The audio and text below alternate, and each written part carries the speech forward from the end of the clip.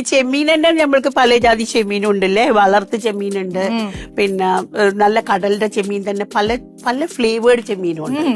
ചെമ്മീന്റെ ഈ കടലിൽ തന്നെ മീൻ പിടിക്കുന്ന സമയമുണ്ടല്ലോ, മേലെ വരുന്ന ഒരു കളർ ചെമ്മീനാ, നന്നടിയിലുണ്ടാവുന്നത് ബട്ടർഫ്ലൈ പോലെ അതിന്റെ മേലെ ചെറിയ ചെറിയ ഡോട്ട്സ് ഉണ്ടാവും.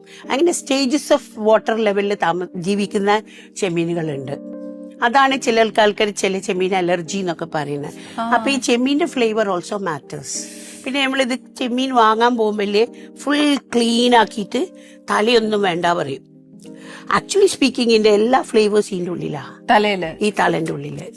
അത് ചൂ ചെയ്തിട്ട് കളയാം. റിയൽ ഫുഡ് ലവേഴ്സ് ആണെങ്കിൽ ഈ ഫോക്ക് കുത്തി തിന്നുന്നവർക്കാണ് ഈ തലയൊന്നും ഇല്ലാണ്ട് ഈ മീൻ കഴിക്കേണ്ടത്. പക്ഷെ ഈ തല വെച്ചിട്ട് വേണമെങ്കിൽ ഇതങ്ങോട്ട് ഊരിക്കളയാം, പ്രശ്നമില്ല. ഇതെന്തായാലും വേണം.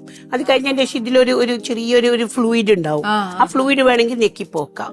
എന്നിട്ട് കടലിലെ ചെമ്മീനാണെങ്കിൽ ഉപ്പിട്ട് കഴുകണം. ഉപ്പിട്ട് കഴുകി കഴിഞ്ഞാൽ അതിന്റെ ആ ചൂര് മണമെല്ലാം പോവും. And it taste better.